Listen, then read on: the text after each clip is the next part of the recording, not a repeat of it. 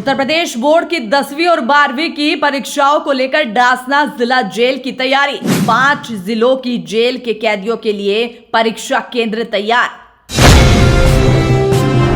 नमस्कार, एक बार फिर से स्वागत है आपका न्यूज नेटवर्क में। मैं हूं आपके साथ नेहा। गाजियाबाद के जिला कारागार डासना में विशेष व्यवस्थाएं की गई है। जेल अधीक्षक सीताराम शर्मा ने बताया कि पश्चिमी उत्तर प्रदेश के 5 जिलों जिसमें गाजियाबाद, गौतम बुद्ध नगर, मेरठ, मुजफ्फरनगर और सहारनपुर के कैदियों के लिए डासना जेल को परीक्षा केंद्र बनाया गया है। सभी परीक्षाएं जेल परिसर के अंदर ही होगी और किसी भी कैदी को बाहर नहीं ले जाया जाएगा। इस वर्ष कुल 63 कैदी यूपी बोर्ड की परीक्षा में शामिल होंगे। इनमें 20 कैदी हाई स्कूल और 43 कैदी इंटरमीडिएट की परीक्षा देंगे।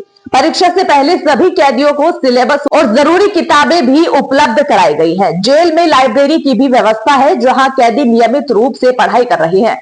इंटरमीडिएट में गाजियाबाद जेल के 15 कैदी, गौतम बुद्ध नगर के 14, मेरठ के 6, सहारनपुर के 3 और मुजफ्फरनगर का 1 कैदी परीक्षा देगा।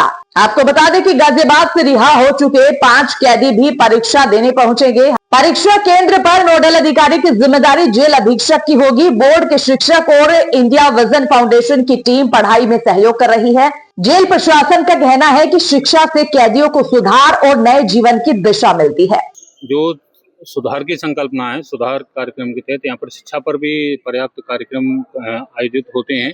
इसके तहत यूपी बोर्ड की परीक्षा में जितने भी अंतःवासी यानी बंदी जो नामित होते हैं, तो आसपास की सारी जेलों से वो यहीं आते हैं। यहाँ पर सेंटर है, तो इसमें मुजफ्फरनगर से लेकर रिजर्व बुलंदशहर तक की बंदी यहाँ पर आते हैं। तो अभी 10th और 12th की कल से परीक्षाएं आयोजित होनी है, उसमें सारे बंदी यहाँ पर आए हुए हैं और यहीं पर परीक्षा का सेंटर रहता है। परीक्षा देने वो बाहर नहीं जाते, पर ये यूपी बोर्ड का सेंटर है। सर, किस तरह क्या उन्हें शिक्षा सामग्री उपलब्ध कराई गई है? एक शिक्षा सामग्री है, जो परीक्षा जो बाहर से आए हैं बंदी अन्य जिलों के, वो परीक्षा देने आए हैं, उनकी शिक्षा सामग्री उनके पास रही होगी। और यहाँ पर जो हमारे कारागार के बंदी है, उनको जो सिलेबस है यूपी बोर्ड का, उसके अकॉर्डिंगली सारी किताबें उपलब्ध कराई गई। यहाँ हमारे पुस्तकालय में वो सारी पुस्तकें उपलब्ध हैं। इग्नू का भी सेंटर है, उसकी परीक्षाएं यहाँ समय समय पर आयोजित होती रहती है। सर, किसी तरह की मेंटरिंग भी उपलब्ध कराई जा रही है?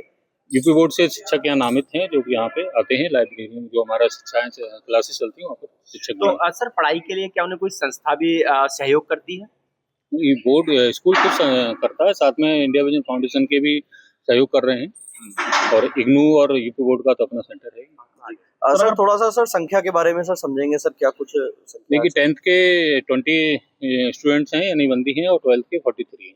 सर, स्थानीय कैदियों की बात करते हैं, एक बहुत अच्छी लाइब्रेरी बनाई गई जेल प्रशासन द्वारा। कितना सहयोग रहा, कितनी कामयाब रही लाइब्रेरी? लाइब्रेरी पूरी तरह से कामयाब है, और जैसा कहा जाता है पुस्तकें जीवन में सबसे अच्छी मित्र का काम करती हैं, और सुधार की संकल्पना में एक आधार का आयाम होता है पुस्तकों का। और जिस उद्देश्य के साथ हमने लाइब्रेरी शुरू की थी, वो उसमें पूरी तरह से सफल महसूस हो रहे हैं। बहुत सारे बंदी किताबें पढ़ रहे हैं और अपने अपने जीवन को परिमार्जित कर रहे हैं।